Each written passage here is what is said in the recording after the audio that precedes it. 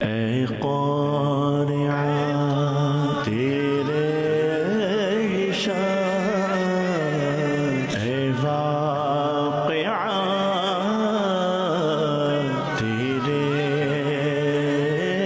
نشان۔ الحمدللہ رب العالمین والصلاة والسلام علی سید المرسلین، اما بعد فاعوذ باللہ من الشیطان الرجیم، بسم اللہ الرحمن الرحیم۔ الصلاۃ والسلام علیک یا رسول اللہ وعلی آلک واصحابک یا حبیب اللہ، الصلاۃ والسلام علیک یا نبی اللہ وعلی آلک واصحابک یا نور اللہ۔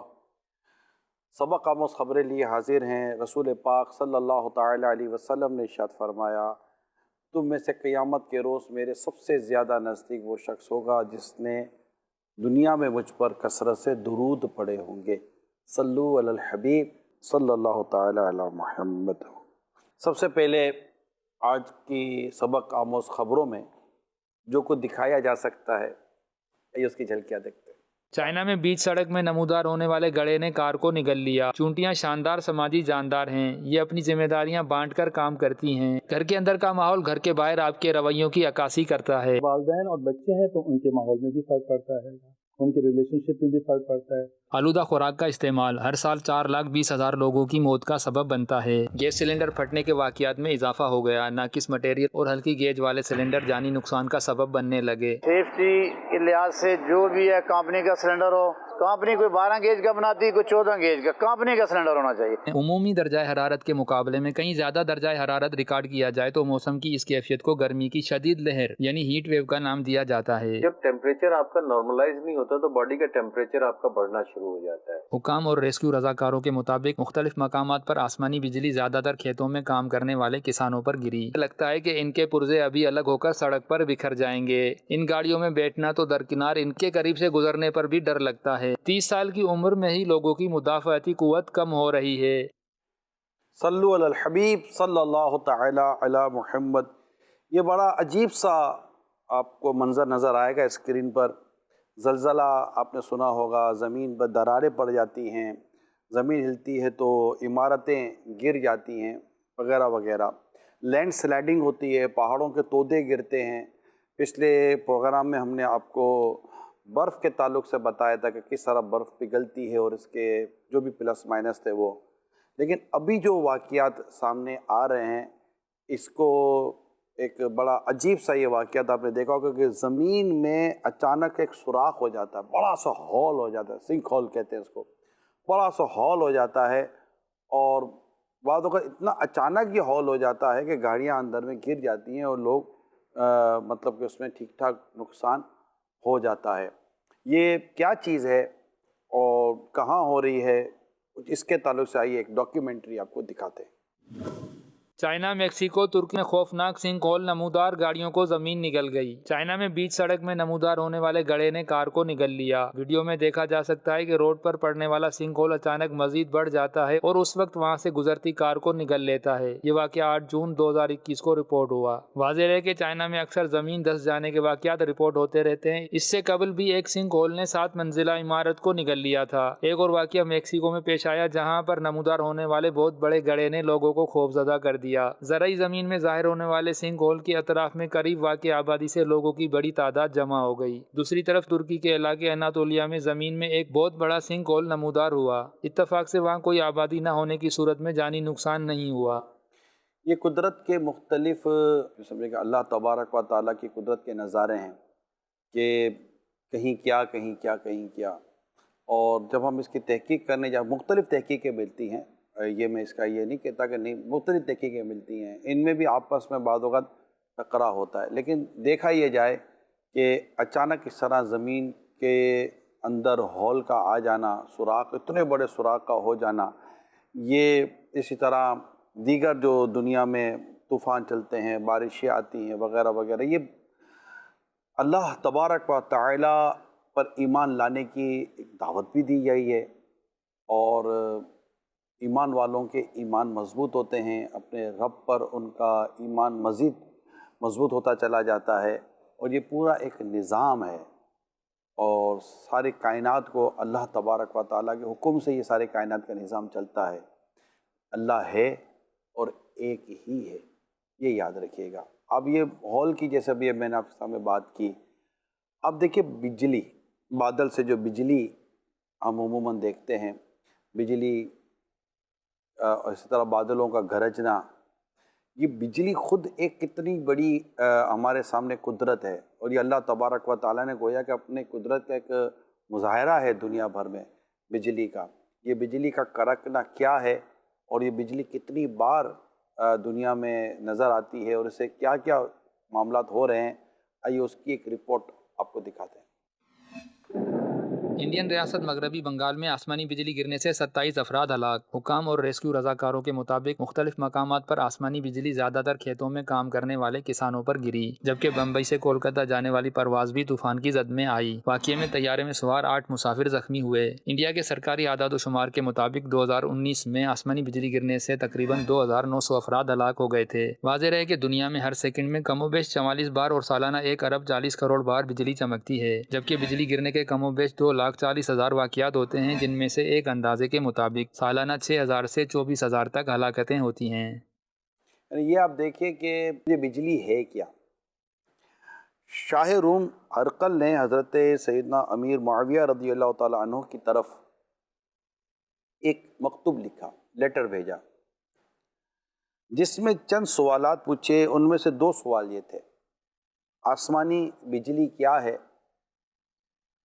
رعد یعنی گرج، اور اس کی آواز کیا ہے.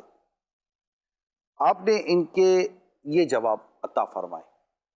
آسمانی بجلی سے مراد فرشتوں کے ہاتھوں میں وہ کوڑے ہیں جن سے وہ بادلوں کو مارتے ہیں. رعد یہ فرشتے کا نام ہے جو بادلوں کو چلاتا ہے، اور اس کی آواز اس کی کڑک ہے.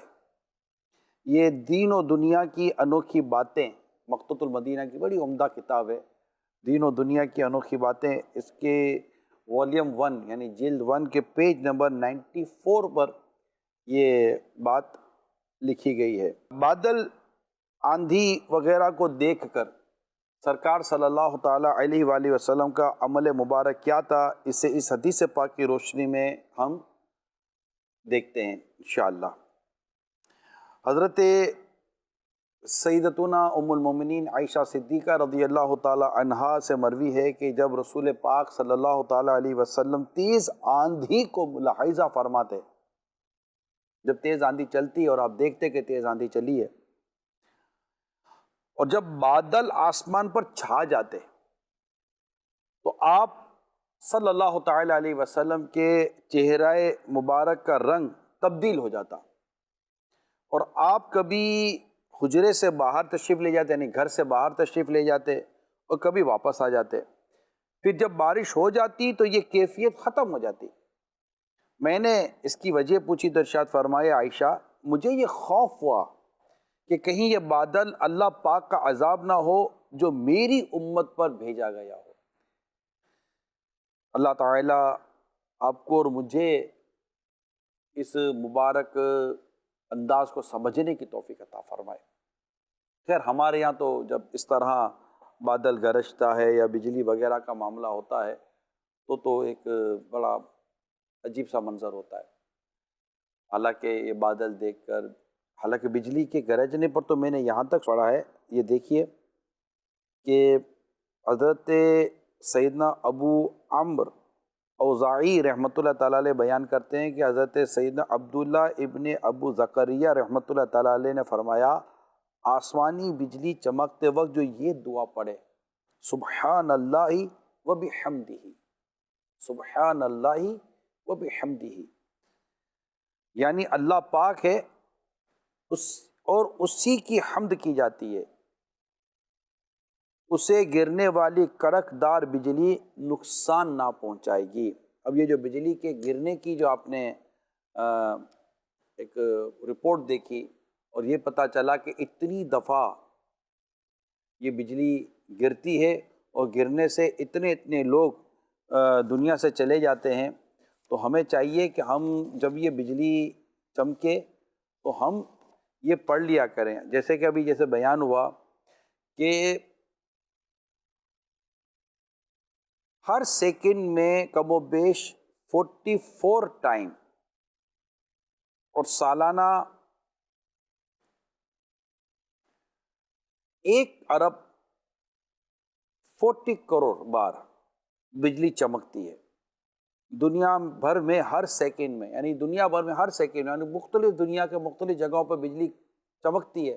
وہ جو ہر جگہ جو بجلی چمکی ہے وہ ایک سیکنڈ میں کتنی جگہ پر بجلی چمکتی ہے، اس طرح کیلکولیشن کی گئی ہوگی، اللہ ہی بہتر جانتا ہے.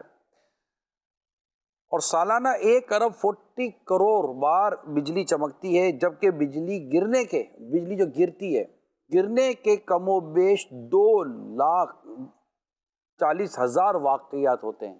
بجلی چمکی 1,40,00,000,000 بار، اور بجلی کے گرنے کے جو واقعات ہیں وہ 2,40,000,000 ہیں، یعنی 2,40,000,000 بار بجلی گرتی ہے. اچھا، اس گرنے کی وجہ سے سالانہ یعنی ایئرلی 6,000 سے 24,000 تک ہلاکتیں ہوتی ہیں.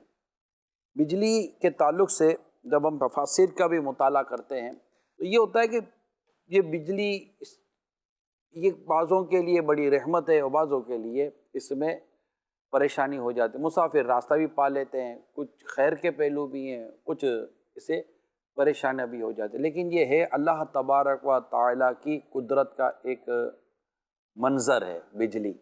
اور بجلی جب چمکے گرج اس طرح کیا پڑھنا چاہیے وہ میں نے ابھی آپ کو عرض کرنے کی کوشش کی ہے. اللہ تعالیٰ ہمیں زمینی اور آسمانی بلاؤں اور آفتوں سے آپ کی میری حفاظت فرمائے.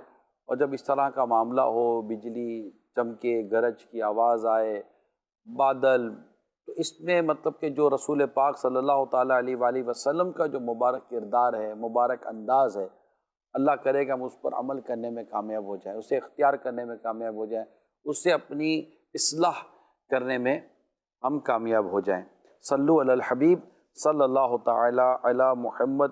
آج کل ایک بڑا ہی عجیب سا معاملہ ہے سلنڈر پھٹنے کا، اور یہ بڑھتا چلا جا رہا ہے. گیس کے سلنڈر پھٹ رہے ہیں. اچھا، چونکہ یہ واقعات بڑھ رہے ہیں اور دنیا بھر میں سلنڈر کا استعمال بھی ہے، اور کہیں جب جیسے ہمارے ہاں تو جیسے جہاں میں رہتا ہوں کراچی میں، کہیں اور بہت ساری جگہیں ہمارے ہاں تو پائپ کے ذریعے، کنسل پائپ کے ذریعے گیس کی سپلائی، میٹر وغیرہ جو لگتے ہیں وہ ہو جاتی ہے. لیکن ایک بڑی تعداد ہے، دنیا بھر میں کئی ایسی جگہیں جہاں گیس کے سلنڈر استعمال کیے جاتے ہیں. اچھا، یہ کروڑوں لوگ دنیا بھر میں سلنڈر کا استعمال کرتے ہیں، لیکن ہر جگہ سلنڈر نہیں پھٹتے. کچھ قانونی جو معاملات ہوتے ہیں جو اس پر عمل کرتے ہیں، وہاں پر یہ سلنڈر کے پھٹنے کے اتنے واقعات نہیں ہوتے. کئی گاڑیاں سلنڈر پر چل رہی ہوتی ہیں، گیس سلنڈر، CNG جس کو آپ کہتے ہیں، لیکن وہاں پر ایسے خاص واقعات نہیں ہوتے. لیکن بعض جگہیں ایسی ہیں جہاں ہمارے ملک میں بھی اس طرح کے واقعات ہوتے ہیں، اور بھی کئی جگہوں پر اس طرح کے واقعات ہوتے ہیں. اس کی کیا وجہ ہوتی ہے؟ تو آئیے پہلے تو سلنڈر کے تعلق سے ایک رپورٹ دیکھتے ہیں، پھر یہ کیوں ہوتا ہے اس کی وجہ کے لیے بھی ہمارے پاس ایک رپورٹ موجود ہے. آئیے دیکھتے ہیں. ویلڈنگ کی دکان میں گیس سلنڈر دھماکہ، 8 افراد جاں بحق. گیس سلنڈر پھٹنے کے واقعات میں اضافہ ہو گیا. ناقص مٹیریل اور ہلکی گیج والے سلنڈر جانی نقصان کا سبب بننے لگے. بلوچستان کے ضلع چاگی میں گیس سلنڈر دھماکے میں 8 افراد جاں بحق اور متعدد زخمی ہو گئے. اطلاعات کے مطابق سرحدی شہر ماشکیل کی بازار میں ایک ویلڈنگ کی دکان میں گیس سلنڈر کا دھماکہ ہوا، جس کی گونج دور دور تک سنائی دی اور پورے علاقے میں خوف و ہراس پھیل گیا. سیکیورٹی ادارے کے افراد اور شہریوں نے ملبے تلے سے لاشوں کو نکالا اور زخمیوں کو اسپتال منتقل کیا. بتایا جا رہا ہے کہ ناقص سلنڈر کے پھٹنے سے واقعہ پیش آیا. پولیس کے مطابق ٹیسٹنگ لیبارٹری سے چیک کروائے بغیر سلنڈر بیچے اور خریدے جا رہے ہیں، جو اس طرح کے حادثات اور قیمتی جانوں کے ضیاع کا باعث بن رہے ہیں. واضح رہے کہ اکثر شہری CNG اور LPG کے کمپنی سے نئے سلنڈر خریدنے کے بجائے تھوڑی سی رقم بچانے کے لیے مدت میعاد ختم ہونے والے ایکسپائر شدہ غیر معیاری سلنڈر خرید لیتے ہیں. یاد رہے کہ پبلک ٹرانسپورٹ اور اسکولز وینز میں گیس سلنڈر لگانے پر پابندی عائد ہے. حکومتی ہدایت پر اسکولز وینز میں نصب CNG سلنڈر ہٹوانے کے لیے ٹریفک پولیس کی جانب سے وقتاً فوقتاً کارروائی کی جاتی ہے. اب یہ کارروائی مستقل بنیادوں پر ہو، صحیح معنی میں ہو، تو شاید ہو سکتا ہے کہ کئی جانوں کو بچانے میں ہم کامیاب ہو سکتے ہیں.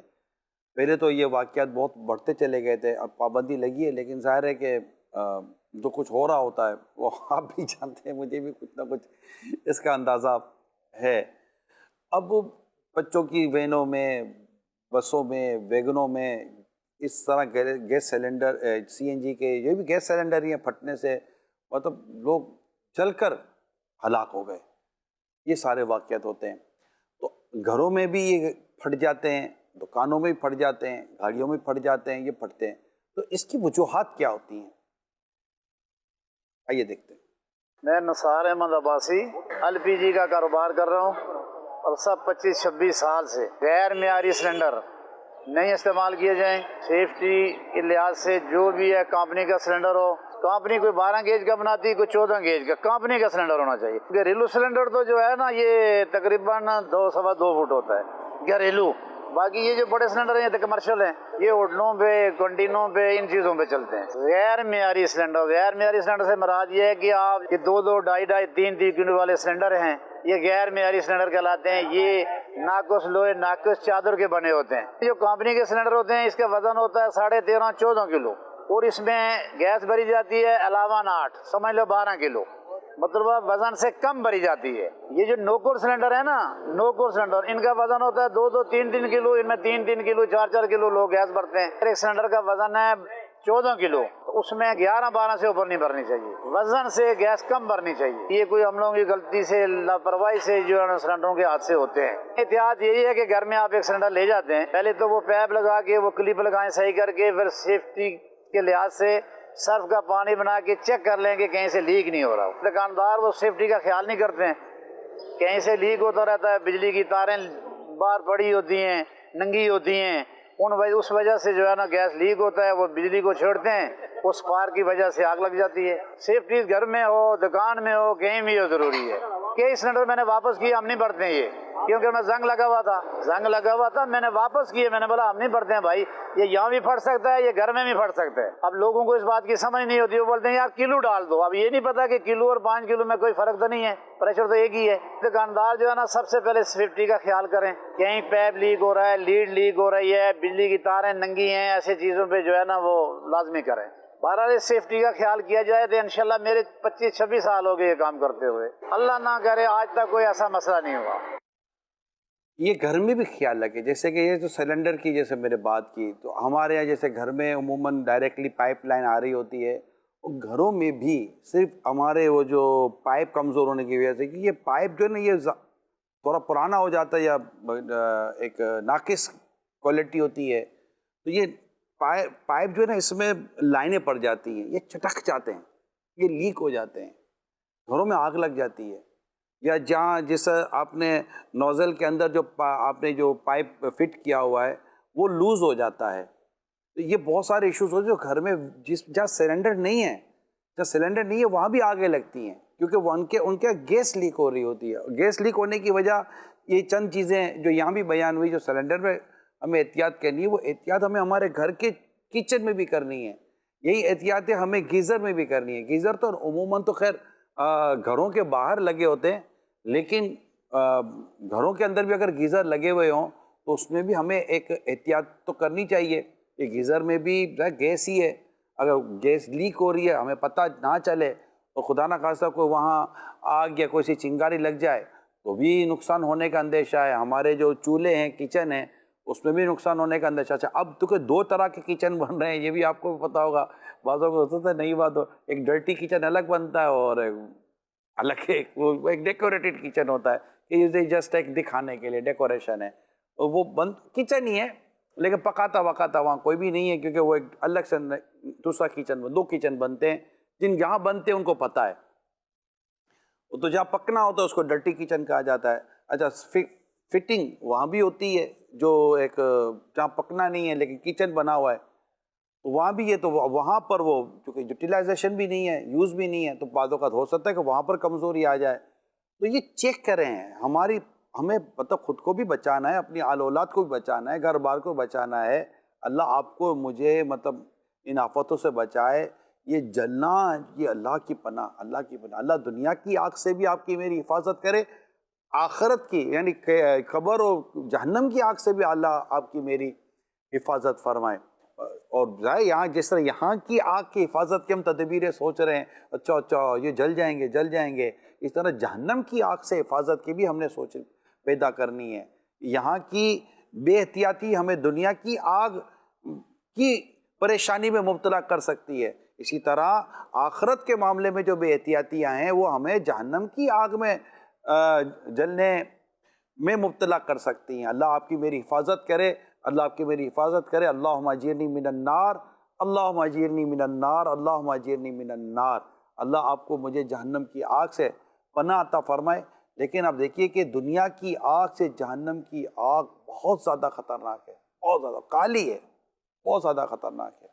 تو جہاں پر ہم یہاں کی آگ سے بچنے کی آپ کو بات بیان کر رہے ہیں کہ کیا کیا احتیاطیں کرنی ہیں، تو جہنم کی آگ سے بچنے کے لیے بھی ہم نے اپنی پوری کوشش کرنی ہے، بلکہ عمل کرنا ہے، لازمی عمل کرنا ہے۔ اس کے لیے سب سے بنیادی چیز ایمان ہے۔ مسلمان، اللہ آپ کا میرا ایمان سلامت رکھے، اور پھر اس کی فرائض اور واجبات دیگر چیزیں ہیں، یہ سب عمل کرنا ہے۔ جھوٹ سے بچنا ہے، غیبت سے بچنا ہے، سود سے بچنا ہے، بہت سارے گناہوں سے بچنا ہے، اللہ کی نافرمانی سے بچنا ہے، نیکی کرنی ہے۔ تو اللہ ہمیں جہنم کی آگ سے بھی بچائے، دنیا کی آگ سے بھی اللہ آپ کی میری ہم سب کی حفاظت فرمائے۔ تو اگر خدا نہ خواستہ آپ کے گھر میں کوئی کمزور سلنڈر ہے، پلیز اس کو ریموو کریں۔ 2 پیسے بچانے کے لیے، کار میں 2 پیسے بچانے کے لیے یہ لے لیتے ہیں، اس کا نوزل یعنی تھوڑا سا سستا مل جاتا ہے۔ یہ ہوتا ہے بھائی سستا کیوں، ہمیشہ یاد کریں، یاد رکھیں سستا کیوں مل رہا ہے۔ بھائی مارکیٹ ہے، مارکیٹ میں ایک چیز سستی مل رہی ہے، کیوں سستی مل رہی ہے؟ ہر سستی چیز غلط ہو یہ میں نہیں کہتا، لیکن ہر سستی چیز صحیح ہو یہ بھی تو درست نہیں ہے۔ اب اس کا آپ یہ دیکھیں، ایک سلنڈر ہے، اس پہ کتنی چیزیں، اٹھانے کا گرپ ہے، اس میں باقاعدہ اس کا ایک وہ کیپ بنا ہوا ہے، اس کا نوزل بنا ہوا ہے، اس کی وہ گھمانے کے لیے اس کی جو اس کو کیا کہتے ہیں مجھے پتہ نہیں ہے، لیکن بنا ہوا ہے، پھر اس میں تار وہ پائپ لگ رہا ہے اس کا، اور باقاعدہ اس کی چادر ہے، تو اب چادر کمزور، یہ کمزور، 3-4 چیزیں ہیں، اس کو کمزور کر دو تو کاسٹ نیچے آ جائے گی۔ خدا نہ خواستہ ہے زنگ کیے ہوئے پہ کسی نے رنگ کر دیا، جھوٹ بول کے بھی تو بیچتے، دھوکہ دے، اب جو دھوکہ دے کر بیچ رہے ہیں اس کا گیج پورا نہیں اور کہہ رہے گیج پورا ہے، تو گناہ مطلب ناجائز، اور لوگوں کی جانوں سے کھیل رہے ہیں آپ۔ اس میں جو ادارے ہیں، جو ادارے جنہوں نے ان تمام تر چیزوں کی سرٹیفیکیشن دینی ہے، جنہوں نے ان کے صحیح و غلط ہونے کے اوپر کام کرنا ہے، وہ ایسے لوگوں کو دیکھیں، پکڑے جو لوگوں کی جانوں سے کھیل رہے ہیں۔ اور آپ عوام کو چاہیے کہ ہم پورا اطمینان کر کے لیں، صرف پیسے بچانے کے لیے نہ کریں۔ اللہ نہ کرے یہ جو نقصان ہوگا نا، یہ تو پھر ظاہر ہے کہ یہ تو بہت بڑا نقصان ہے۔ چند ہزار روپے بچانے کے لیے ہم نے کوشش کی، اور لاکھوں کروڑ کا نقصان الگ بات ہے، جانیں چلی جاتی ہیں۔ اور مجھے جس بات کا اندازہ ہے، میں نے وزٹ کیے، برن وارڈ کہلاتے ہیں، جو جل جاتے ہیں ان کو ان وارڈ میں ہاسپٹل میں داخل کیا جاتا ہے، اللہ کی پناہ۔ میں نے کسی سے بات کی تھی، کہا کہ یہ جو آگ کی جو تکلیف ہے نا، یہ سمجھو روئے میں جاتی ہے، اتنی تکلیف ہے۔ اللہ بچائے، اللہ بچائے، اللہ بچائے، اللہ آپ کو بچائے، اللہ مجھے بچائے، اللہ تمام عاشقان رسول کی پیارے حبیب صلی اللہ علیہ وسلم کے صدقے میں حفاظت فرمائے۔ تو ضرور اس کی احتیاط کیجئے۔ دکانوں میں سلنڈر استعمال ہو رہے ہیں، گھروں میں ہو رہے ہیں، فیکٹریز میں ہو رہے ہیں، گاڑیوں میں ہو رہے ہیں، سزوکیوں میں ہو رہے ہیں۔ آپ کے بچے اسکول مدرسے جاتے ہیں، ذرا دیکھیں ان کی گاڑیوں میں کیا لگا ہوا ہے۔ اپنی کار کا بھی، جتنے بھی CNG یوز کرنے والے مجھے سن رہے ہیں، جن کی کار کی ڈگی کے اندر ہے، کار میں، رکشوں میں سلنڈر لگا ہوا ہوتا ہے، یعنی پلیز چیک کر لیں۔ آپ کی اپنی جان کی بھی حفاظت ہے، دوسروں کی بھی اس میں جان کی حفاظت ہے۔ صلو علی الحبیب صلی اللہ تعالی علی محمد وعلی آلہ وصحبہ وبارک وسلم۔ یہ بھی ہو گیا۔ اب آئیے آپ کو لے کر چلتا ہوں میں ایک بہت ہی اہم بات ہے، صفائی ستھرائی کو اسلام و دین پسند کرتا ہے۔ ہمیں صفائی ستھرائی کے ساتھ ساتھ ایک نظام اور ایک طریقہ کار کے مطابق اپنے گھر کو رکھنا چاہیے۔ بعض لوگ بڑی بے ترتیبی کے ساتھ خود کو رکھتے ہیں، ان کے گھروں میں جاؤ تو چیزیں بے ترتیب ہوتی ہیں، کوئی کہاں پڑی ہے کوئی کہاں پڑی ہے چیز. تو گھروں کا جو ماحول ہے نا، اس کو ہوم انوائرمنٹ کہتے ہیں. یہ آپ کی میری صحت، سوچ پر بڑا اثر ڈالتا ہے. یہ کیا چیز ہے؟ آئیے پہلے اس کی رپورٹ، پھر انشاءاللہ ڈاکٹر صاحب کی بھی ہم رائے سنتے ہیں. گھر کے اندر کا ماحول گھر کے باہر آپ کی عکاسی کرتا ہے. تحقیق: گھر کے اندر کا ماحول گھر کے باہر آپ کے رویوں کی عکاسی کرتا ہے. 2000 افراد سے کیے گئے سروے میں یہ بات سامنے آئی ہے کہ 39% افراد کی شخصیت پر ان کے گھر کے اندر کا ماحول اثر انداز ہوتا ہے، جس کی وجہ سے ان کے جذبات اور کیفیت بھی متاثر ہوتی ہے. لوگوں کی ایک تعداد گھر میں چیزیں پھیلی ہوئی دیکھ کر غصے کا شکار ہو جاتی ہے اور ان کا موڈ خراب ہو جاتا ہے. 52% لوگ صاف ستھرے گھر کی وجہ سے مثبت جذبات کے حامل ہوتے ہیں، جبکہ 55% افراد گھر کے اندر خوشبو سے مثبت رویے کی طرف مائل ہو جاتے ہیں. سروے کے دوران ہر 4 میں سے ایک نے بتایا کہ گھر کا ماحول اچھا ہونا ان پر بہت مثبت اثر ڈالتا ہے، جبکہ گھر کے اندرونی رویوں اور عادات کا اثر ہماری ذہنی کیفیت کو باہر بھی اسی انداز میں ظاہر کرتا ہے. 78% افراد کی اپنے گھر میں ایک سی ہی روٹین ہوتی ہے جس سے وہ خود کو آرام میں محسوس کرتے ہیں. اسی طرح گھر کا رنگ و روغن بھی طبیعت میں اطمینان کا باعث بنتا ہے. 45% افراد اپنے آرام کی جگہ اور آس پاس کا ماحول صاف ستھرا اور سمیٹا ہوا دیکھنا پسند کرتے ہیں. تو یہ جو ماحول ہے گھر کا، چیزیں ترتیب کے ساتھ ہونی چاہیے. میں نے ایک امیر سنت سے ایک بار بڑی پیاری تربیت فرمائی تھی، اور ان کی جیسے کہ ایک انداز جو سمجھانے کا تھا وہ یہی تھا کہ جیسے کہ ہم اپنے اس پورے نظام کو دیکھیں، ترتیب کو دیکھیں، اس سے بھی لوگوں کی سوچ اور نفسیات کا پتہ چلتا ہے. بعض لوگ اتنے بے ترتیب لوگ ہوتے ہیں اور ان کو اتنا اس میں ان کی تربیت کی کمی ہوتی ہے کہ جب ان کی کوئی ٹیبل پہ جیسے کہ قلم بھی ڈھونڈے گے نا تو یہ نہیں پتا میری قلم کدھر چلی گئی، ادھر تو رکھی تھی ادھر تو رکھی تھی. یہ بڑا عجیب ہوتا ہے. تو اسی طرح اپنے گھر کے اندر چیزیں بکھری ہوئی ہوتی ہیں، تو کچن میں چیزیں بکھری ہوئی ہوتی ہیں. صاف صفائی نام کی کئی جگہ تو وہ بہت برا حال ہوتا ہے. میں کیا عرض کروں. اچھا، جس طرح گھر کا حال برا ہوتا ہے نا، اور جیسے اس کے اثرات مرتب ہوتے ہیں، اس کی طرح بعض کی کاروں کا حال بھی برا ہوتا ہے. اس کی کار نہیں ہوتی، باقاعدہ چلتا پھرتا آفس ہوتا ہے. جب بعض کی کاروں کے اندر تو شاید لگتا ہے ہفتہ 10 دن 15 مہینے تک صفائی نہیں ہو رہی ہوتی. گندگی، صحت خراب، بیماریاں، پریشانیاں، بدبو. اچھا سمجھ نہیں آتی کہ ان کو وہ اس سے خوف کیوں نہیں ہو رہی ہوتی. تو اللہ کرے کہ ہم صفائی ستھرائی اور اس طرح کی چیزوں کو مینیج کرنے میں بھی کامیاب ہو جائے. کاروں کے تعلق سے بھی ہمارے پر ایک رپورٹ ہے، آئیے کار کے تعلق سے سنتے ہیں. گاڑی کوئی بھی ہو، نئی پرانی، پاکستانی یا جاپانی، اسے متواتر دیکھ بھال کی ضرورت ہوتی ہے. دن بھر سڑکوں پر سینکڑوں گاڑیاں چلتی دکھائی دیتی ہیں، کچھ ایک دم صاف ستھری چمکتی ہوئی تو کچھ ایسی کہ لگتا ہے کہ ان کے پرزے ابھی الگ ہو کر سڑک پر بکھر جائیں گے. ان گاڑیوں میں بیٹھنا تو درکنار ان کے قریب سے گزرنے پر بھی ڈر لگتا ہے کہ کہیں گاڑی یا اس کا کوئی پرزا ٹوٹ کر آپ سے ٹکرا ہی نہ جائے. گاڑیوں کی فٹنس کے حوالے سے کیے گئے ایک سروے میں پتہ چلا ہے کہ 33% لوگوں کی گاڑیوں میں کچرا پڑا رہ جاتا ہے، جس میں کافی کے کپ، جوسز کے ڈبے، کھانے کی اشیاء کے ذرات وغیرہ شامل ہیں، جس کے باعث گاڑی کے اندر ناپسندیدہ بو اور جراثیم پیدا ہو جاتے ہیں جو صحت کے لیے نقصان دہ ہوتے ہیں. گاڑی بھی انسان کا اثاثہ ہے اور بعض گاڑیاں تو بہت زیادہ قیمتی ہوتی ہیں، اس لیے ان کی دیکھ بھال بھی ضروری ہوتی ہے. بعض لوگ کئی مہینوں تک گاڑی کی سروس و صفائی نہیں کرواتے. اس طرح ان کی گاڑیاں اندر اور باہر سے گندی ہو جاتی ہیں. پھر اکثر باہر گھومتے ہوئے لوگ گاڑی میں ہی کھانے پینے کی اشیاء منگوا کر کھاتے ہیں اور بچے خصوصاً گاڑی میں کھانے پینے کی اشیاء گرا دیتے ہیں. اس طرح گاڑی میں آلودگی جمع ہوتی رہتی ہے.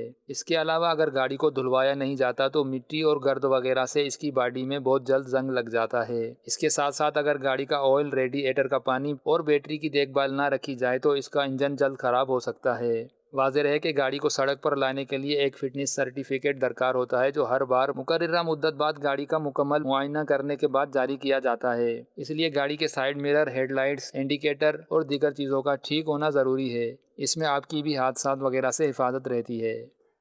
بعضوں کی طبیعت ہوتی ہے کہ وہ اپنی چیزوں کی حفاظت نہیں کر سکتے، اس کو ضائع کر دیتے ہیں. چھتوں پر پڑی ہوئی چیزیں پڑی ہوئی ہوتی ہیں، دھوپ لگ رہی ہے، بارش کی وجہ سے، ہواؤں کی وجہ سے، یعنی ان کو گرد و غبار لگ رہا ہوتا ہے، چیزیں برباد ہو رہی ہوتی ہیں. بچوں کی چیزیں ہوتی ہیں، سائیکل ہوتی ہیں، موٹر سائیکلیں وہ اس طرح کی بیٹری والی ہوتی ہیں. اس طرح اور بھی چیزیں ہوتی ہیں جو ضائع ہو رہی ہوتی ہیں. میں نے امیر سنت کو، میرے پیر و مرشد کو اس معاملے میں بھی تربیت دیتے ہوئے سنا کہ یہ چیزیں بھی ضائع کرنے کی اجازت تھوڑی ملے گی، اجازت تو نہیں ملے گی. اور اگر یہ ضائع کرنا، جس کو تضییع مال کہتے ہیں، اسراف اگر بنتا ہے جن جن چیزوں کا تو حرام ہو جائے گا.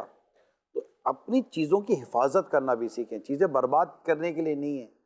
جو لوگ اس طرح کی چیزوں کی نگہداشت نہیں کرتے پھر وہ اپنی اشیاء سے اور اپنے سامان سے ہاتھ دھو بیٹھتے ہیں, تنگی ہو جاتی ہے, پریشانی ہو جاتی ہے, تو بہت سارے مسائل کا ان کو سامنا کرنا پڑتا ہے. تو آپ بھی اپنے ارد گرد دیکھیں کہ کیا چیزیں آپ کو دیکھنی ہے, کرنی ہے, صاف صفائی ستھرا ہے. چھت پہ جائیں تو چھت صاف ستھری ہو, کچن میں جائیں صاف ستھرا ہو, گاڑی میں صاف ستھری ہو, موٹر سائیکل صاف ستھری ہو, صاف ستھرا رکھیں, ڈسپلن کے ساتھ رہیں, نظم و ضبط کے ساتھ رہیں, چیزیں اپنی جگہ پر ہوں. تولیہ اٹھایا تو وہیں پھینک دیا, تو جناب صابن اٹھایا تو وہ بیسن کے اندر ہی وہ صابن پڑا ہوا ہے, اس کو کوئی صحیح کرنے والا نہیں ہے. کنگھی بال بناتے تو کنگھی دھونے کی بھی فرصت نہیں, کنگھی بھی گندگی, کنگھی میں بھی گندگی ہوتی ہے. بھئی آپ بال بنا رہے ہیں تو کنگھی کو بھی تو دھونا سیکھیں. تو یہ چیزوں کو صاف ستھرا رکھنا, چیز اپنی جگہ پر رکھنا. گھر کے اندر صحن کے اندر دیکھیں کچرا پڑا ہوا ہے, گندگی پڑی ہوئی ہے, اس کو اٹھا لیں. مزاج بنائیں, یہ مزاج بنائیں. یہ آپ کی شخصیت کی عکاسی ہے, اب عکاس ہے, آپ کی شخصیت کا پتہ دیتی ہے کہ یار یہ بڑا نظم و ضبط والا اور ڈسپلینری پرسن ہے. یعنی میں آپ کو بتاؤں بعضوں کے بیگ ہوتے ہیں, بیگ ہینڈ بیگ ٹائپ کے ہوتے ہیں نا, یہ بیگ ہوتے ہیں, بیچاروں کو مہینے گزر جاتے ہیں یہ اپنا بیگ تک صاف نہیں کرتے. جی ہاں ہوتے ہیں. بریف کیس یوز تو شاید کم ہوتا ہے, تو بہت ساری چیزیں موبائل میں آ گئی ہیں, لیکن ہوتا ہے بعضوں کا اتنے بڑے بڑے بیگ ہوتے ہیں, اس میں ڈاکیومنٹ, کاغذات وغیرہ وغیرہ, کاپی, ڈائری, لیپ ٹاپ. بعضوں کو تو میں نے دیکھا لیپ ٹاپ بھی خراب ہو رہے ہوتے ہیں, وہ میلے ہو رہے ہوتے ہیں, گندے ہو رہے ہوتے ہیں. موبائل خراب ہو رہے ہوتے ہیں. اچھا یقین مانے بعضوں کے چشمے خراب ہو رہے ہوتے ہیں. یہ چشمہ پہنتے تب بھی ان کو سمجھ نہیں پڑتی کہ چشمہ صاف کرنا ہے. کمال کے لوگ ہوتے ہیں یار, کمال کے لوگ ہوتے ہیں. اللہ ہمیں عقل سلیم عطا کرے اور طبیعت پہ نظافت پیدا کرے, طبیعت میں صفائی ستھرائی پیدا کریں, چیزوں کو مینیج ڈسپلن کے ساتھ رکھیں. فائلیں کہاں رکھنی ہے, پینڈنگز فائلیں کہاں رکھنی ہے, جو کام ہو گیا وہ پیپر کہاں رکھنے ہیں, جو کرنا ہے وہ چیزیں کہاں رکھنی ہے وغیرہ, وہ سارا ایک نظام بنا کر رکھیں. انشاءاللہ اس سے آپ کی سوچ پر, آپ کی سمجھ پر, آپ کی صحت پر ایک بہترین اثر پڑے گا. آئیے ڈاکٹر صاحب کے ویوز لیتے ہیں. میرا نام شعیب احمد ہے اور میں گزشتہ 31 سالوں سے بحیثیت ماہر نفسیات اپنی خدمات سر انجام دے رہا ہوں. آج میں ایک بہت اہم اور ایک منفرد موضوع پہ بات کرنے کے لیے آپ کے درمیان موجود ہوں. آج کا جو موضوع ہے وہ خاص موضوع ہے, اس کا نام یہ ہے کہ گھر کے ماحول کے اندر بے ترتیبی اور بد نظمی. یہ بات عام طور میں دیکھنے پہ آئی ہے کہ وہ لوگ جو کہ ایک بد نظمی کے گھر والے میں اور ایک بے ترتیبی کے ماحول میں رہنے کے عادی ہو جاتے ہیں, ان کی طبیعت کے اندر ایک خاص قسم کا چڑچڑاپن, طبیعت میں غصہ اور جھنجھلاہٹ پیدا ہو جاتی ہے. یہ چڑچڑاپن اور یہ غصہ جو ہوتا ہے وہ انسان کو اداسی, مایوسی, گھبراہٹ, بے چینی کی طرف مائل کر دیتی ہے. 52% وہ لوگ جو کہ ایک خوشگوار ماحول میں رہنے کے عادی ہوتے ہیں اور ایک ایسے ماحول میں رہنے کے عادی ہوتے ہیں جو کہ ویل آرگنائزڈ ہوتا ہے, تو ان لوگوں کے اندر چڑچڑاہٹ, غصہ, مایوسی اور اداسی کم دیکھی جاتی ہے. ایسے گھرانے, ایسا ماحول جن کے گھروں میں چیزیں بے ترتیب رکھی جاتی ہیں, بے ترتیب طریقے سے پھیلی ہوئی ہوتی ہیں, ایسے انسان جو اپنے گھر کے کمروں کو, اپنے صحن کو, اپنے گھر کے ماحول کو بے ترتیبی کے ساتھ رکھنے کے عادی ہو جاتے ہیں, تو ان کی کوگنیشنز یعنی سوچنے, سمجھنے اور مسائل کو حل کرنے کی جو صلاحیتیں ہوتی ہیں وہ متاثر ہونے لگتی. وہ گھرانے, وہ لوگ جو کہ ایک ترتیب وار گھرانے کے اندر قدم رکھے ہوا ہوتا ہے, اس میں وہ جنم لیتے ہیں, ایک آرگنائز ماحول کے اندر جنم لیتے ہیں, تو ان کی شخصیت کے اندر ایک اسٹیبلٹی نظر آتی ہے, ان کی پروڈکٹیوٹی میں ہمیں ایک اچھاپن نظر آتا ہے, ان کے اخلاق میں ہمیں ایک اچھاپن نظر آتا ہے. وقتاً فوقتاً مختلف قسم کی ریسرچ کی گئی جس سے یہ دیکھا گیا کہ وہ کون لوگ ہیں جن کی طبیعت میں بہت چڑچڑاپن ہے, غصہ ہے, اداسی ہے اور مایوسی نظر آ رہی ہے. جب ان کے گھروں کے سروے کیے گئے تو دیکھنے میں یہ آیا کہ ان کے گھروں کے ماحول کے اندر خاص قسم کی ایک بے ترتیبی اور بد نظمی دیکھنے میں آئی ہے. گھر کا جو ماحول ہوتا ہے انسان کی شخصیت پہ ایک گہرا اثر ڈالتا ہے. وہ لوگ جو کہ اپنی چیزیں بے ترتیبی کے ساتھ رکھتے ہیں, بد نظامی کے ساتھ چلتے ہیں, ڈس آرگنائز طریقے سے چلتے ہیں, تو اکثر بیشتر ان لوگوں میں جو انفرادی تبدیلیاں نظر آتی ہیں ان میں جو سب سے اہم چیزیں ہیں وہ یہ ہے کہ سب سے پہلے ان کی سلیپ میں بگاڑ پیدا ہوتا ہے، یعنی ان کے سونے کے عمل میں بگاڑ پیدا ہوتا ہے، پھر ان کے بھوک کے عمل میں بگاڑ پیدا ہوتا ہے، اس کے ساتھ وہ جہاں پہ کام کرتے ہیں، وہ طالب علم جہاں پہ پڑھتے ہیں تو ان کی ارتکاز میں کمی آ جاتی ہے، ان کی کنسنٹریشن میں کمی آ جاتی ہے، آپس کی جو ریلیشن شپس ہیں، یعنی اگر ہسبینڈ اور وائف کی ریلیشن شپ ہے تو اس کے اندر بھی فرق پڑتا ہے، اور والدین اور بچے ہیں تو ان کے ماحول میں بھی فرق پڑتا ہے، ان کی ریلیشن شپ میں بھی فرق پڑتا ہے، ان کی باہمی رابطہ کاری میں بھی فرق پڑتا ہے۔ اسی طرح ہم نے یہ بھی دیکھا کہ وہ آرگنائزیشنز، ایسی فیکٹریاں، ایسی کمپنیاں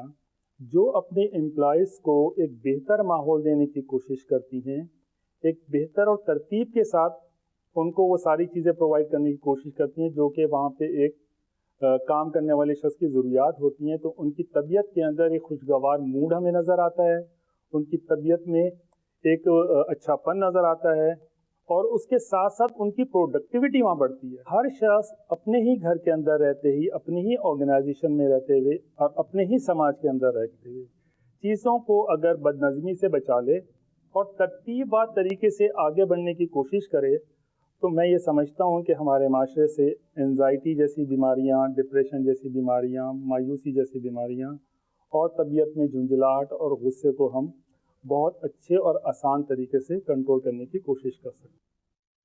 اب اس کو تھوڑا سا ہم وسعت دیتے ہیں، اس ٹاپک کو صفائی کی طرف جاتے ہیں، ستھرائی کی طرف جاتے ہیں، پاکیزگی کی طرف جاتے ہیں، اسلام کے ان پسندیدہ اور خوبصورت اور مطلوب اصول اور مقاصد کی طرف اگر ہم دیکھتے ہیں اور اس کو آپ مزید وسعت دیں، آپ کا محلہ، آپ کی گلی، آپ کی بلڈنگ، کئی بلڈنگیں ایسی ہیں جن میں آپ جائیں تو ایک خوشگوار ماحول ملتا ہے، صاف ستھری چیزیں ہوتی ہیں، صاف ستھرے انداز سے رکھی ہوئی ہوتی ہیں۔ بعض بلڈنگوں میں جاؤ تو گٹر کا پانی ابل رہا ہے، بعض بلڈنگوں میں جاؤ تو وہ جالے پڑے ہوئے ہیں، بعض گھروں میں جاؤ تو یہ حال ہے، بعض محلوں میں جاؤ تو یہ حال ہے۔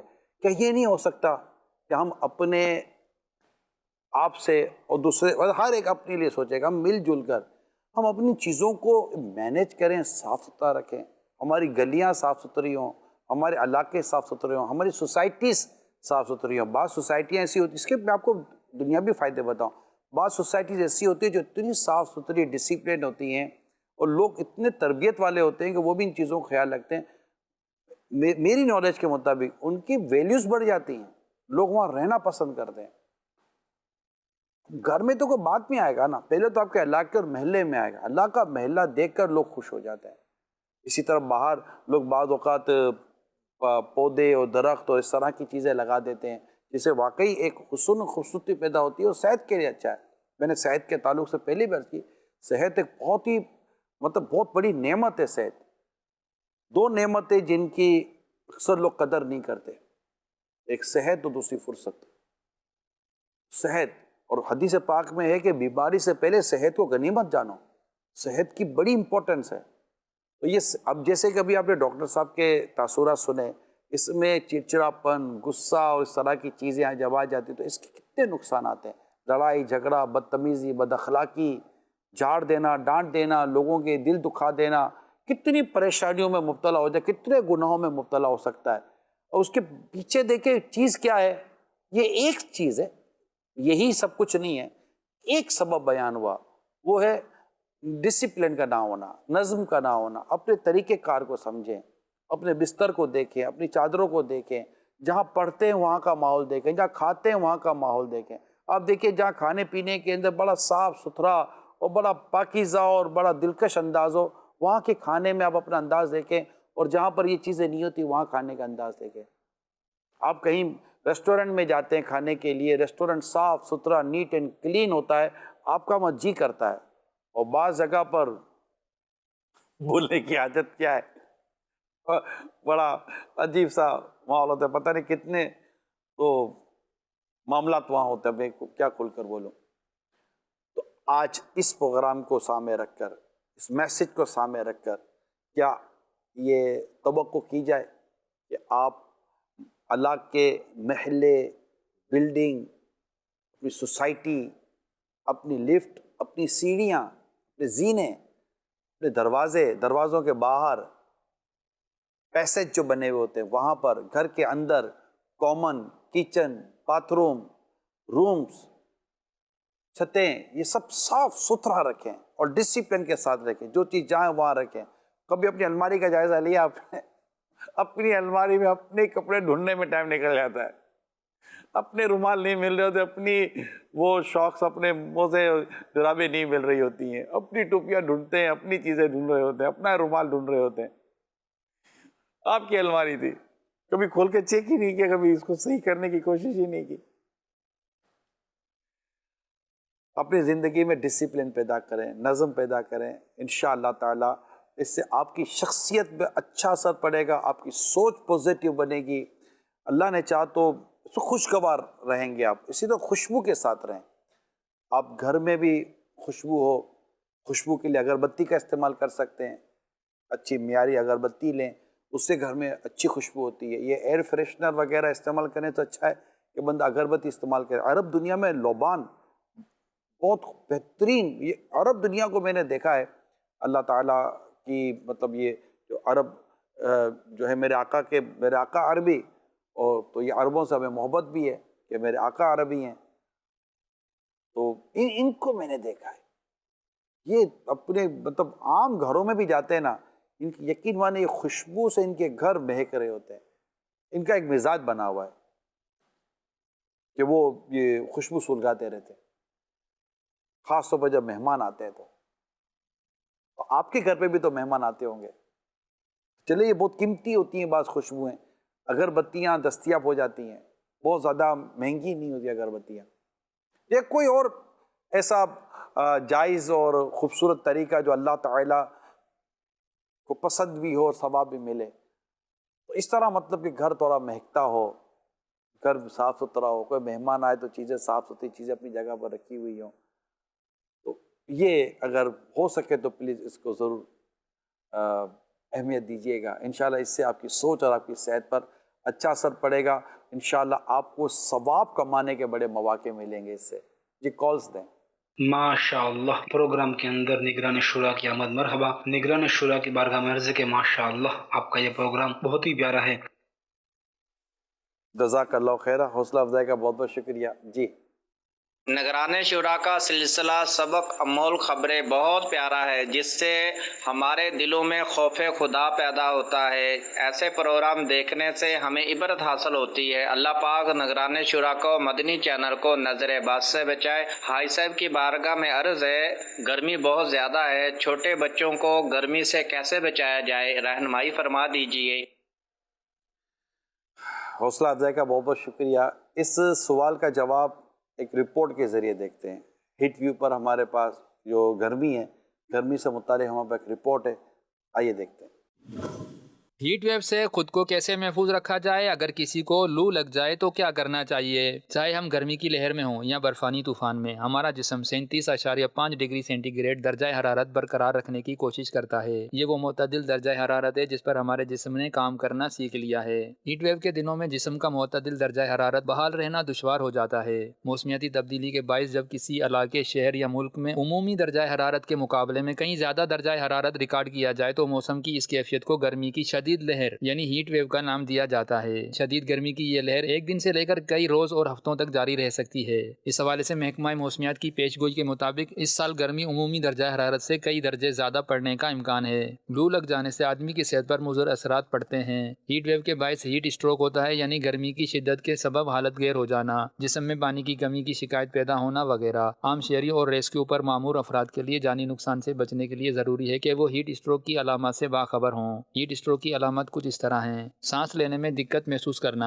दिल की धड़कन और सांस का बढ़ जाना, पसीना आना रुक जाना, मतली महसूस होना, कै करना, बेहोशी के दौरे पड़ना, सर में शदीद दर्द महसूस करना, जिस्म में पानी की कमी हो जाना, जिल्द का गर्म और सुर्ख हो जाना वगैरह। तिब्बी माहिरीन कहते हैं शदीद गर्मी के मौसम में पानी का इस्तेमाल बढ़ा दें। एक दिन में 6 से 8 लीटर पानी पीना चाहिए। इस तरह जिस्म का दर्जा हरारत मामूल पर रहने में मदद मिलती है। जबकि सुबह 11 बजे के बाद 4 बजे तक धूप में निकलने से गुरेज करें। हालत गैर महसूस होने पर फौरन नहाएं। हीट वेव से कबल अपनाई जाने वाली मजीद एहतियाती तदाबीर: बाहर निकलते वक्त सर और मुंह को गीले कपड़े से ढांप कर निकलें। सूरज की बराह रास्त तपिश से जितना ज़्यादा हो सके महफूज रहें। ये चंद एहतियातें आपको बयान की गई हैं क्योंकि पाकिस्तान समेत मुख्तलिफ ममालिक में गर्मी का इस वक्त रुझान है اور کبھی تو جیسے ماشاءاللہ ٹھنڈی ہوائیں چلتی ہیں، کبھی زور ٹوٹ جاتا ہے، لیکن جیسا ابھی آپ نے رپورٹ میں بھی دیکھا کہ یہ بڑھنے کے ہی چانسز زیادہ ہیں، اس لیے اس کے تعلق سے ہم نے رپورٹ بھی دی اور آپ کو کچھ احتیاطی تدابیر بھی بیان کرنے کی کوشش کی ہے۔ اس تعلق سے ڈاکٹر کامران کی ہمارے پاس رپورٹ ہے، آئیے وہ دیکھتے ہیں۔ ہیٹ ویو، ہیٹ اسٹروک یا سن اسٹروک، گرمی کی وجہ سے ہونے والی یہ 3 کم و بیش ایک جیسی ہی بیماریاں ہیں جو مختلف ناموں سے یاد کرتے ہیں لوگ۔ جب گرمی کی شدت بڑھتی ہے تو ہماری جو باڈی ہے اس کا ایک خاص ٹیمپریچر ہوتا ہے، اور اس ٹیمپریچر سے جب ایکسیڈ کرتا ہے باہر کا ٹیمپریچر، تو اس ٹیمپریچر کو مینٹین کرنے کے لیے آپ کی باڈی سے پسینے کا اخراج ہوتا ہے تاکہ وہ باڈی کا ٹیمپریچر کو مینٹین کر سکے۔ جب گرمی کی شدت بہت زیادہ بڑھ جاتی ہے تو بعض اوقات کیا ہوتا ہے کہ یہ آپ کے پسینے کا اخراج ہونا بند ہو جاتا ہے، اور اس کے بعد جو ہے اس کے اندر باڈی کا ٹیمپریچر بڑھنا شروع ہو جاتا ہے، کیونکہ ٹیمپریچر کو نارملائز کرنے کے لیے پسینے کا آنا بہت ضروری ہوتا ہے۔ تو جب ٹیمپریچر آپ کا نارملائز نہیں ہوتا تو باڈی کا ٹیمپریچر آپ کا بڑھنا شروع ہو جاتا ہے۔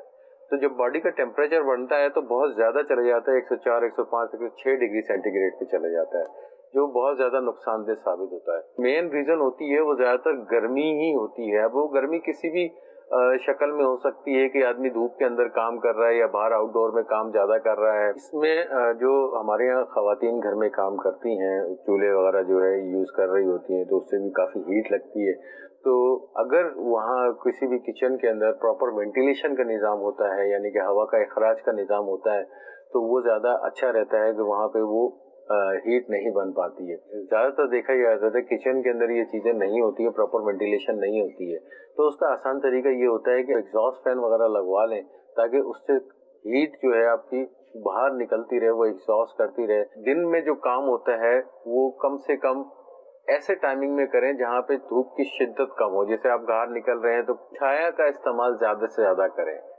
ٹوپی، رومال یا امامہ شریف سر پہ رکھ کے تو آپ لے کے جائیں تاکہ ڈائریکٹلی دھوپ پہ ایکسپوجر آپ کا نہ ہو۔ پانی کا استعمال جو ہے نا زیادہ سے زیادہ آپ کو کرنا چاہیے تاکہ ڈی ہائیڈریشن یا پانی کی کمی کے اثرات نہ پیدا ہوں، اور وہ اندر کی ٹیمپریچر کو بھی مینٹین رکھتا ہے۔ یہ زیادہ تر افیکٹ کرتی ہے عمومی طور پہ جو ہے یا بچوں میں افیکٹ کر رہی ہوتی ہے، یا درمیانی عمر کے جو چھوٹی عمر کے جو بچے ہوتے ہیں ان میں افیکٹ کر رہی ہوتی ہے، یا بزرگوں میں زیادہ کر رہی ہوتی ہے افیکٹ۔ ینگ ہوتے ہیں ان میں بھی افیکٹ کرتی ہے لیکن اس کا ریشو کافی کم ہوتا ہے۔ ایمرجنسی صورت کے اندر آپ جہاں پہ بھی موجود ہوں، گھر میں ہوں یا باہر ہوں، تو اس کو اس ایریے سے باہر نکالیں جو گرم ایریا ہے، جیسے فیکٹری میں ہے یا کچن میں کوئی کام کر رہا ہے یا باہر کوئی دھوپ میں خدا نخواستہ کسی کو ہیٹ اسٹروک ہو گیا، تو سب سے پہلے وہ اس کی چھاؤں والی جگہ پہ لے کے جائیں۔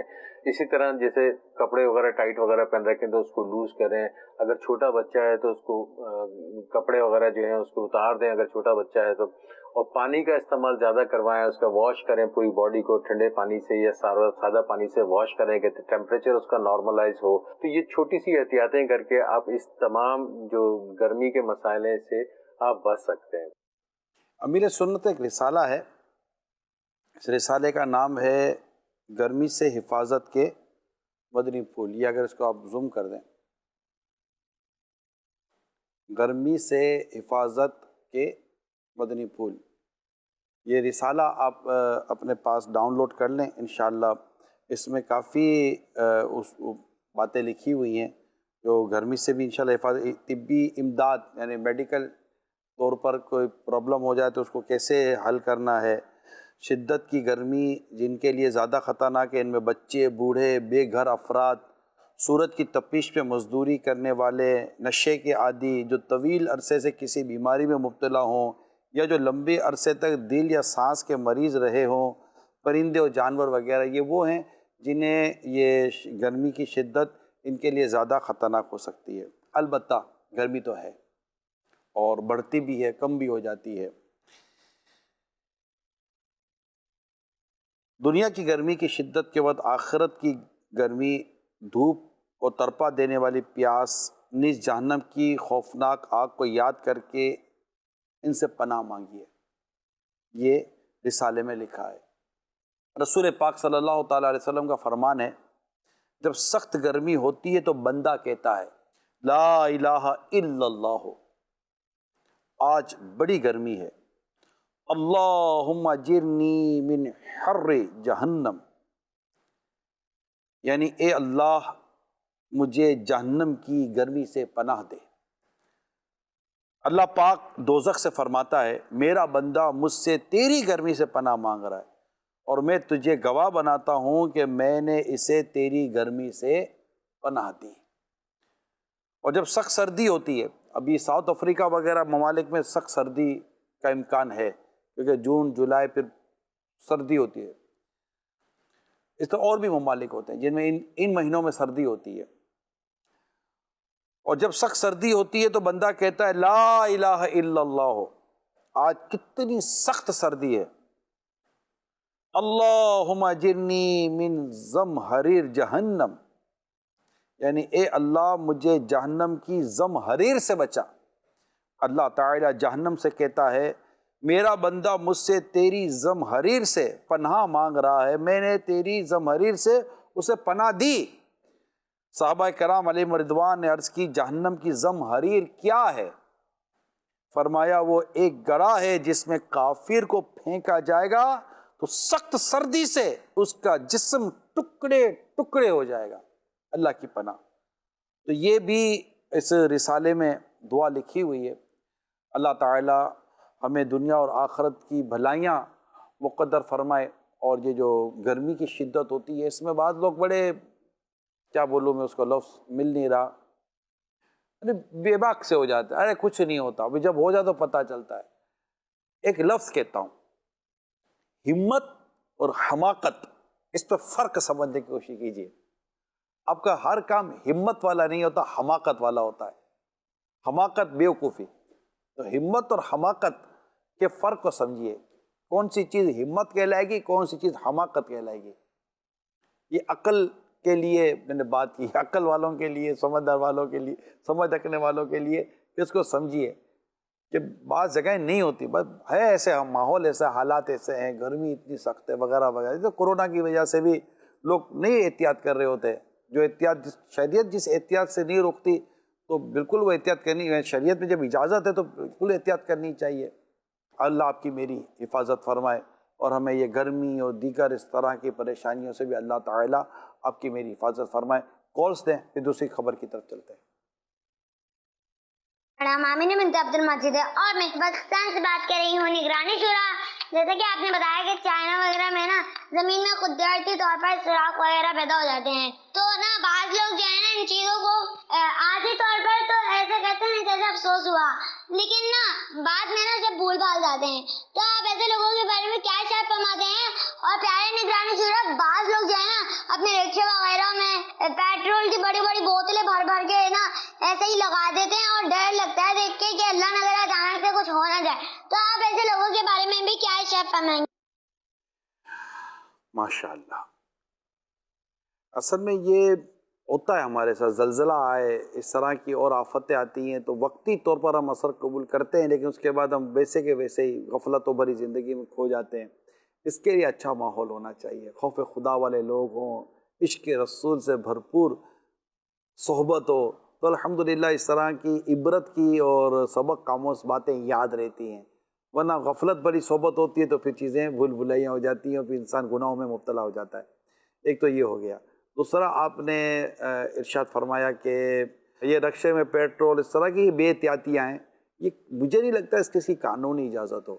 ویسے مجھے جو یاد پڑتا ہے لاسٹ جو میں انفارمیشن تھی، کھلا پیٹرول دینے کی اجازت تو پیٹرول پمپ والوں کو نہیں ہوتی تھی، اب کا پتہ نہیں ہے، پہلے تو نہیں ہوتی تھی اجازت کھلا پیٹرول دینے کی، اور اب ہوتی ہو تو کوئی وجہ ہو تو میں نہیں جانتا، لیکن اس طرح پیٹرول کھلا لے کر جانا تو یہ تو درست نہیں ہے۔ تو میرا خیال ہے کہ بلکہ مشورہ دوں گا آپ سب کو کہ اس طرح کی بے احتیاط نہیں، یہ آپ کو بھی نقصان دے سکتا ہے نا، کوئی اللہ نہ کرے چنگاری لگ گئی، پیٹرول کی بوتل کھلی ہوئی ہے، رکشہ اس پہ جب عموماً چنگاری نکل آتی ہے، گاڑی میں، رکشے میں، موٹر سائیکل میں چنگاری نکل آتی ہے، اب آگ کی چنگاری نکلی، پیٹرول نے پکڑ لی تو پھر تکلیف ہو سکتی ہے۔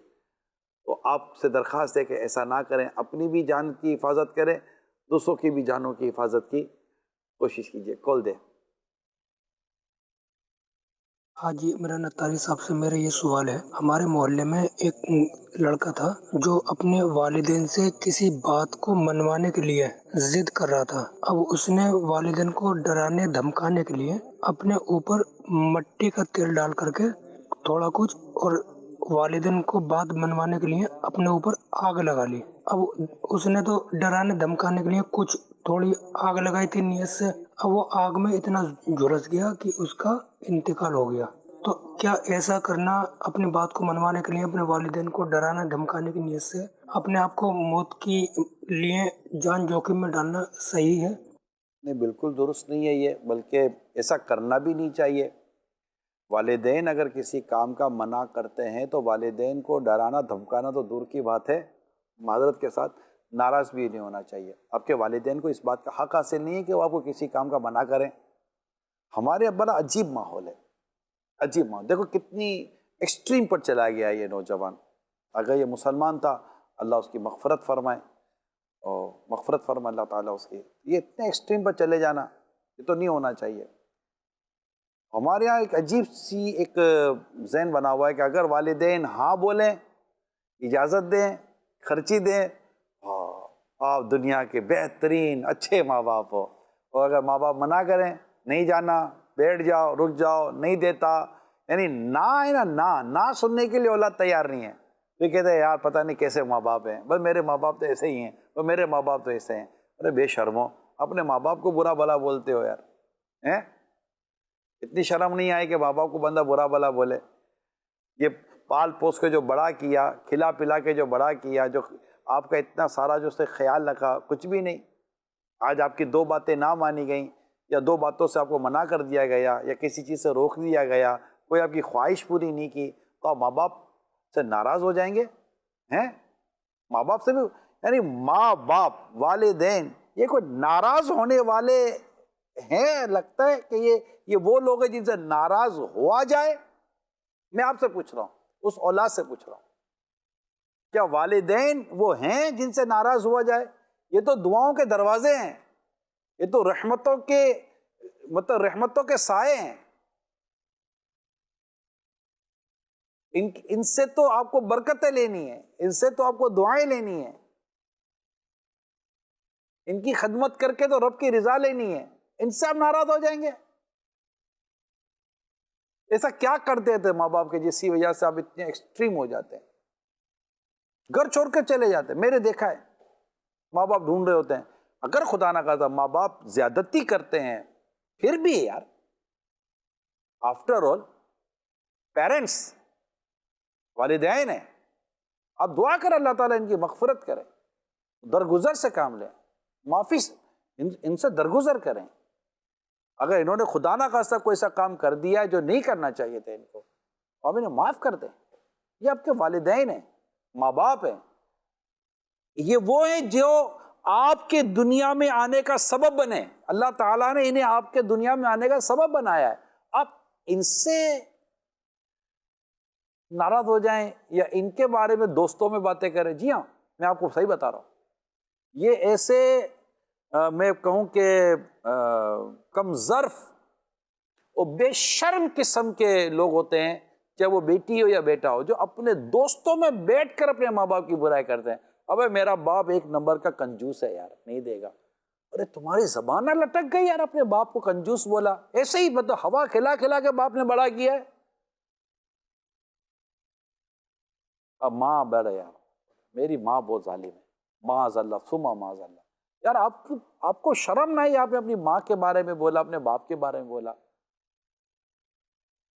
अब मेरे बाप को नहीं समझ पड़ती यार, मेरा बाप पुरानी सोच का आदमी। क्या कहते हैं? मेरा बाप पुराने ख्यालात का आदमी है। हाँ, तुम्हारा बड़ा नया ख्याल है, इस नया ख्याल से कौन मुत्तफिक होगा भाई? जो आपका ख्याल है, क्या बाप के बारे में बुराई कर रहे हो? आपका ये ख्याल अपने पास रखिए। यानी ये एक अजीब सी चीज़ है। बाप जब तक एटीएम मशीन बना हुआ है और उसके अंदर से नोटें निकल रही हैं, उसके अंदर से इजाज़तें निकल रही हैं, उसके अंदर से ख्वाहिशात पूरी होने की सारी चीज़ें निकल रही हैं, तो बाप की ठर ठर ठर ठर की आवाज़ है। वो एटीएम कार्ड डालते हैं और उसके साथ एक जो घर घर घर की आवाज़ आती है, तब यार नोटें निकल रही है, नोटें निकल रही है।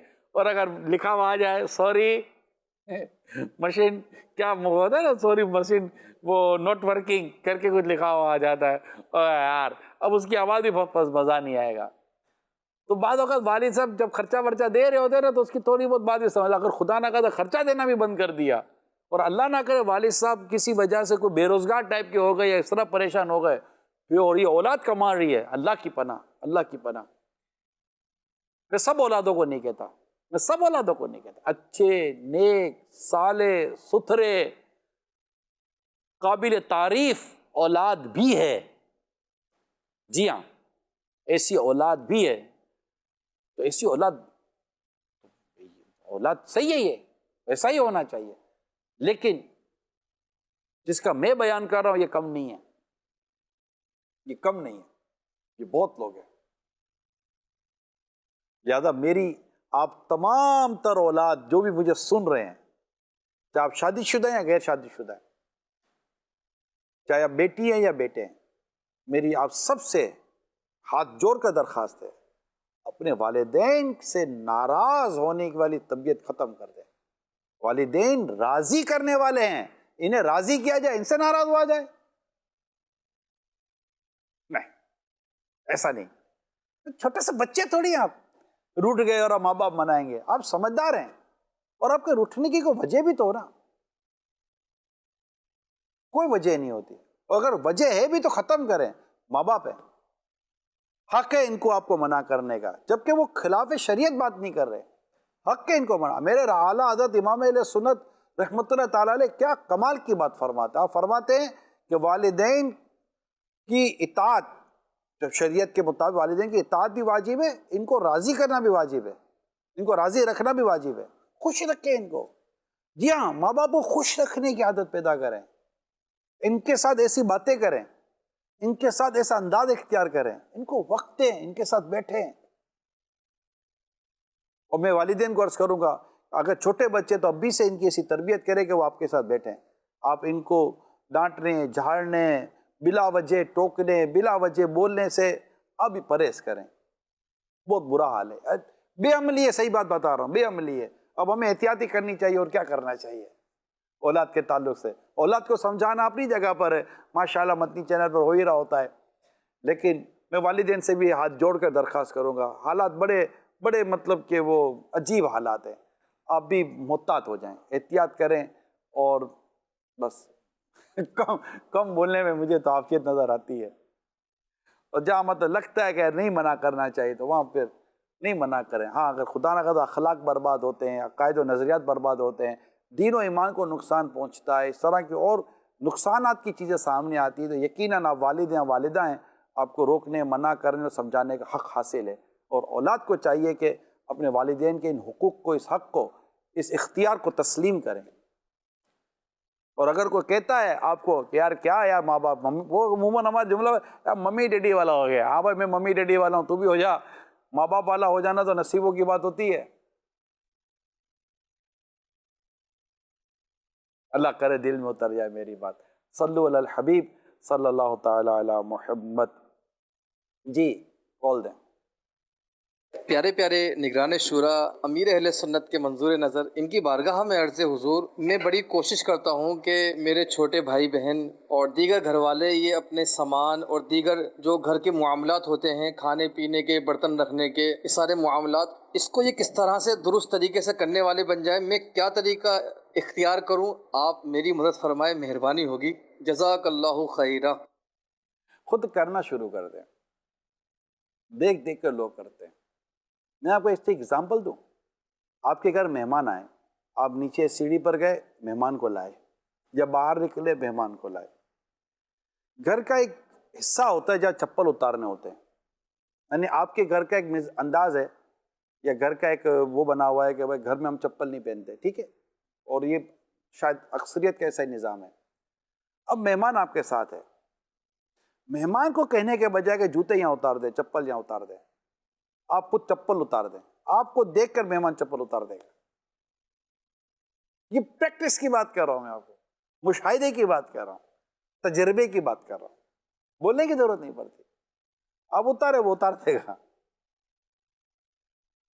تو اس طرح گھر کے اندر بھی ہوتا ہے کہ آپ کرنا شروع کر دیں، صرف کہنے سے نہیں ہوتا. بعض وقت ہوتا ہے بڑے بھائی بہن ہوتے ہیں وہ بس وہ یہ کر لو یہ کر لے، تو تھوڑا چھوٹوں کو بھی بعضوں کا چیڑ سی ہو جاتی ہے، بیٹے بیٹے حکم چلاتے رہتے ہیں. تو آپ کا جذبہ تو مجھے اچھا لگ رہا ہے، اور مجھے لگتا ہے کہ آپ کوشش کرتے ہوں گے، وہ خود بھی کرتے ہوں گے. مجھے آپ کی باتوں سے ایسا لگا، لیکن میں نے آپ کے سوال کے ضمن میں کچھ عرض کرنے کی کوشش کی ہے. تو خود کریں اور کہتے بھی رہیں، غصہ نہ کریں، ڈانٹے نہیں، جھاڑے نہیں، نرمی پیار و محبت سے کریں. اور کبھی ایسا تفہیم کا سمجھانے کا ہو تو کسی اور حصے میں کر لیا جائے، یار کچھ مل جل کر کر لیا کریں. بعضوں کی طبیعت ہوتی ہے یار نہیں کرتے سچی نہیں کرتے. میں نے ایک واقعہ پڑھا، کچھ دوست گئے، اب اس میں ایک تھا ایسا ہی، اس کو کہا جائے یہ کرو یار تم لوگ کر لو، یار یہ کرو یار تم لوگ کر لو، یار بھائی یار بستر لگا دے یار تم لوگ لگا لو، یار میں اب کہاں بستر لگانے بیٹھوں گا. اچھا یار یہ تھوڑا سا وہ کھانا پکانا ہے، گئے تھے چکر لگانے کے لیے، تو میں چولہا وولہا نہیں گرم کرتا، مجھے ڈر لگتا ہے. اچھا بھائی ہم کر لیتے ہیں. اچھا بھائی برتن ہی رکھ دیں چولہے کے اوپر، ابھی اتنا سا کام میرے سے لے رہے ہو یار، برتن بھی میں ہی رکھوں یار. اچھا بھائی سبزی کاٹ دے، بھائی چاقو واقو کا کام میں سے نہیں ہوگا یہاں، یہ سبزی میں نہیں کاٹ سکتا. اچھا یہ بھی نہیں کرے گا. اچھا کھانا، اب بھیا جا کر تھوڑا تو وہ پتیلے کے اندر چمچ ہی ہلا دے. اتنے سے کام تو میرے کو نہیں نہ بولو یار کہ میں جا کر چمچ ہلا دوں. کھانا تیار ہو گیا، دسترخوان لگ گیا، بھائی کھانا کھا لے. اچھا اتنا بولتے ہو تو ایک کام تو مجھے کر ہی لینا چاہیے، آؤ آگے کھانا کھا لے. تو ایسا سے واسطہ پڑتا رہتا ہے. گھر میں بھی کوئی ایسا آدمی رہتا ہو ٹھیک ہے، اس کے لیے تو میں تیار ہوں، وہ کیا کام نہیں ہوتا میرے سے. تو گھر کے کام مل جل کر کرنے چاہیے. چیزیں ہم شروع سے پڑھتے چلے آ رہے ہیں، جو چیز جہاں سے اٹھائیں وہاں رکھیں. ہمارے کیا پرابلم ہے، کینچی اٹھائی کہیں اور رکھ دی، نیل کٹر اٹھایا کہیں اور رکھ دیا، اچھا برش کہیں اور رکھ دیا، مسواک کہیں اور رکھ دی، فلاں چیز کہیں اور رکھ دی، کنگھی ڈھونڈتے رہو، چارجر کہیں اور رکھ دیا. وہ گھر میں چیخو پکا چارجر کدھر چلا گیا. آج کل تو یہ اگر یہ چارجر نہ ملے، موبائل کی بیٹری کی اپنی بیٹری چلی گئی، یہ موبائل کا آخری دانہ رہ گیا اپنے سارے دانے چلے گئے، ایسا حال ہو جاتا ہے. تو چیزیں اپنی جگہ رکھنے کی عادت پیدا کریں. اول تو کوشش کریں کہ اپنی چیزیں خود ہی بنا لیں. بہت چھوٹی چھوٹی سی چیزیں ہوتی ہیں، اپنے استعمال کی چیزیں اپنے پاس رکھیں. چھوٹا سا پرس بنا لیں، کوئی دراز رکھ لیں، باکس لے لیں. سنت باکس بھی ماشاءاللہ ہمارے ہاں دعوت اسلامی میں بڑا اس کو لیا گیا ہے الحمدللہ. تو بعض مبلغین عاشقان صحابہ اور اہل بیت اس کا رکھتے بھی اپنے سیران سنت وغیرہ. اس چیز سوئی دھاگا ہے، بٹن ہیں، اور بہت ساری چیزیں چھوٹی چھوٹی سی ہوتی ہیں. اگر تھوڑا سا چھوٹا سا باکس بنا کر رکھ بھی لیں گے، اچھا میں نے رکھ لیا اور میرے گھر کا کوئی آدمی لے کر چلا گیا، اب میں ڈھونڈتا رہوں، وہ لے کر چلا گیا تو وہ گیا. تو یہ نہیں ہونا چاہیے. اگر آپ کر رہے ہیں لے رہے ہیں تو انڈرسٹینڈنگ کریں، اجازت وغیرہ کا حساب کتاب رکھیں، اور پھر وہ چیز استعمال کر کے وہیں رکھ دیں. یہ میری درخواست ہے آپ سے. انشاءاللہ اس سے آپ کے گھر کا ماحول بھی اچھا رہے گا اور آپ کی محبتوں میں بہت مدینہ ہو جائے گا. جی کال دیں. ماشاء اللہ، مرحبا. سلسلہ سبق آموز خبریں میں نگران شورا کی آمد. مرحبا یا سیدی. بہت پیارا مدنی پھول ہے کہ یقیناً ہم نے ایسے معاملات سے بچنا ہے جو قبر و آخرت کے معاملات میں ہمارے لیے رکاوٹ یا پریشانی کا باعث نہ بنے. میں آپ کا شکریہ ادا کرتا ہوں، آپ نے حوصلہ افزائی کی. آپ کو رپورٹ دکھاتا ہوں. مجھے رپورٹ کیا ہے اس کو دیکھیے، اور دیکھیے کہ یہ بھی اللہ تعالیٰ کی قدرت ہے. یہ ایک مخلوق ہے چونٹی. یہ چونٹی اپنے کام اور ایک دوسرے کی مدد کیسے کرتی ہے، اس میں اتنا زبردست لیسن اور سبق ہے. ٹیم ورک، تنظیم سے وابستہ، اداروں سے وابستہ، گھروں میں رہنے والے، اللہ کے میلوں میں رہنے والے، اے عاشقان رسول، اس رپورٹ کو دیکھیے اور دیکھیے کہ جب یہ جانور، یہ حیوان، یہ چونٹی اس طرح ایک دوسرے کا خیال رکھتے ہیں اور اتنی مینیج ہے ان کا انداز، تو ہمارا کردار کیسا ہونا چاہیے. آئیے دیکھتے ہیں. चूंटियां अपनी जिम्मेदारियां बांट कर काम करती हैं, आपस में जुड़कर एक दूसरे को गिरने से बचाती हैं। तहकीक: चूंटियां शानदार समाजी जानदार हैं। ये अपनी जिम्मेदारियां बांट कर काम करती हैं। ये यकजान होकर ग़िज़ा को ज़ख़ीरा गाह तक पहुंचाने के लिए सप्लाई चेन बनाती हैं और घर साजी में एक दूसरे की मदद करती हैं। अब एक नई तहकीक में मालूम हुआ है कि इनमें फौजी चूंटियां भी होती हैं जो मिलकर एक तरह की मचान बनाती हैं ताकि लड़खड़ाती चूंटियों को गिरने से बचाया जा सके। माहिरीन ने ऐसी सूरत हाल बनाई जिसमें ज़ाविया 20 से 90 दर्जे का था और चूंटियों के लिए बहुत मुश्किल साबित हुआ। इस सूरत हाल में चूंटियों ने एक दूसरे को इस तरह पकड़ा कि एक झूला नुमा जाला बन गया। ये लामुहाला उन चूंटियों को बचाने के लिए बनाया गया जो लड़खड़ा कर गिर सकती थीं। चूंटियों का ये नज़्म व ज़ब्त उनके लिए अपनी अपनी जिम्मेदारियां अदा करने में मुआवनत और आसानी पैदा करता है। टांगे खींचने के बजाय हाथ देकर सहारा देने की आदत पैदा कीजिए। इजाज़त दीजिए। सल्लु अलल हबीब सल्लल्लाहु ताला अला मुहम्मद।